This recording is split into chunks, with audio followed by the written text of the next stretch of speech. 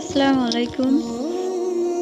রাসূলে করিম সাল্লাল্লাহু আলাইহি ওয়াসাল্লাম এর সৃষ্টির রহস্য। হাদিস শরীফ থেকে জানা যায়, আল্লাহ তাআলা আসমানে সাজারাতুল ইয়াকিন নামে 4টি কাণ্ড বিশিষ্ট একটি সুন্দর বৃক্ষ সৃষ্টি করেছেন।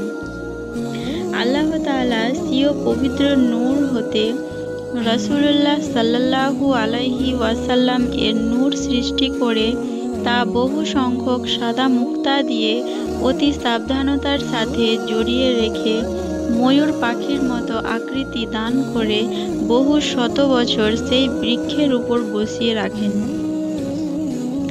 পাখিটি সেই বৃক্ষে 70,000 বৎসর পর্যন্ত আল্লাহর গুণ কীর্তন, তাসবিহ, তাহলিল, ইবাদত বন্দেগীতে নিমগ্ন থাকেন। অনন্তর আল্লাহ তাআলা অতি মনোরম একটি আয়না তৈরি করে ময়ূর পাখিটির সামনে ধরেন। পাখিটি আয়নায় স্বীয় সৌন্দর্য ও শরীরের সুঠাম গঠন আকৃতি দেখে আল্লাহ তাআলার সম্মুখে কৃতজ্ঞতা স্বরূপ 5টি সেজদা করেন। পরবর্তীতে সেজদার কারণেই আল্লাহ তাআলা রাসূলুল্লাহ সাল্লাল্লাহু আলাইহি ওয়াসাল্লামকে ইহ জগতে মানব জাতির জন্য রহমত রূপে প্রেরণ করার পর তার উম্মতের উপর 5 ওয়াক্ত নামাজ ফরজ করে দেন। এর কিছুকাল পরে উক্ত নূরে মুহাম্মদীর প্রতি আল্লাহ তাআলার মহব্বতের দৃষ্টিতে তাকান। এতে পাখিরূপ নূরে মুহাম্মদী লজ্জায় জড়সড় হন এবং তার সমস্ত শরীর ঘর্মাক্ত হতে থাকে। এই মহব্বতের দৃষ্টির ফলে নূরে মুহাম্মদী হতে যে ঘাম বের হয় তা হতেই আল্লাহ তাআলা 18,000 মাখলুকাত সৃজন করেন। এ কারণে রাসূলুল্লাহ সাল্লাল্লাহু আলাইহি ওয়াসাল্লাম এর এক নাম উম্মি হয়েছে। আরবি ভাষায় উম্মুন শব্দের অর্থ হলো মূল।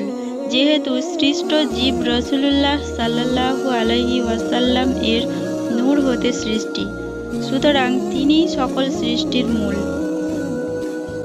অতঃপর পাখিরূপ নূরে মুহাম্মদী শত শত বৎসর অবস্থান করে আল্লাহ তাআলার গুণ কীর্তন, তাসবিহ, তাহলিল ও ইবাদত বন্দেগী নিমগ্ন থাকেন। এরপর আল্লাহ তাআলা নূরে মুহাম্মদী হতে সকল নবী রাসূলদের আত্মাসমূহ সৃজন করেন এবং সে সকল আত্মাকে কালেমা তাইয়্যিবা লা ইলাহা ইল্লাল্লাহু মুহাম্মাদুর রাসূলুল্লাহ, আল্লাহ ছাড়া আর কোনো ইলাহ নেই, মুহাম্মদ সাল্লাল্লাহু আলাইহি ওয়াসাল্লাম তার রসূল পড়ার নির্দেশ দেন। আল্লাহ তাআলার নির্দেশে সকল নবী রসূলের আত্মা উক্ত কলেমা পাঠ করত। হযরত মুহাম্মদ সাল্লাল্লাহু আলাইহি ওয়াসাল্লামকে নবী বলে স্বীকার করে নিলেন। এ কারণেই তাকে সাইয়্যিদুল মুরসালিন বা নবীদের নেতা বলা হয়। এটা দ্বারা স্পষ্ট বোঝা যায় রাসূলে করিম সাল্লাল্লাহু আলাইহি ওয়াসাল্লাম শুধু খাতেমুল আম্বিয়া বা সর্বশেষ নবী নন, এবং তিনি ফাতেহুল আম্বিয়া বা সর্বপ্রথম নবীও। কারণ আল্লাহ তাআলা সর্বপ্রথম নবী করিম সাল্লাল্লাহু আলাইহি ওয়াসাল্লাম এর নূরকেই সৃষ্টি করেছেন এবং সেই নূর হতেই সকল কিছুর সৃষ্টি। এ সম্পর্কে আল্লাহর রসূলের উক্তি, আল্লাহ সর্বপ্রথম আমার নূরকেই সৃষ্টি করেছেন। একই কারণে তার প্রথম সৃষ্টিও বলা হয়। এর কিছুকাল পর পুনরায় আল্লাহ তাআলা অত্যাশ্চর্য সুন্দর একটি কিন্দিল নির্মাণ করে তার মধ্যে রাসূলে করিম সাল্লাল্লাহু আলাইহি ওয়াসাল্লাম এর আকৃতি সৃষ্টি করেন। অতি সতর্কতার সাথে সংরক্ষণ করেন। রসুল করিম সাল্লাল্লাহু আলাইহি ওয়াসাল্লাম এর উক্ত সংরক্ষিত আত্মার চতুষ্পার্শ্বে সকল মানব আত্মা ঘুরতে ঘুরতে শত শত বছর পর্যন্ত আল্লাহ তাআলা তাসবিহ তাহলিল ইবাদত বন্দেগী করছিল। এমন সময় আল্লাহ তাআলা সকল আত্মাকে নির্দেশ দিলেন, হে রূহ সকল, তোমরা সকলে আমার প্রিয় বান্দা মুহাম্মদ সাল্লাল্লাহু আলাইহি ওয়াসাল্লাম এর নূরের দিকে একবার দৃষ্টি দিয়ে দেখো। সকল মানবাত্মা নূরে মুহাম্মদের দিকে একবার দৃষ্টি দিল। এর ফলে যে আত্মাসমূহ সর্বপ্রথম রসুল করিম সাল্লাল্লাহু আলাইহি ওয়াসাল্লাম এর মস্তক অবলোকন করেছেন, তারা দুনিয়ায় খলিফা ও বাদশাহ হয়েছে। আর যারা কপাল প্রত্যক্ষ করেছে তারা নিঃস্বার্থ জন নেতা হতে পেরেছে।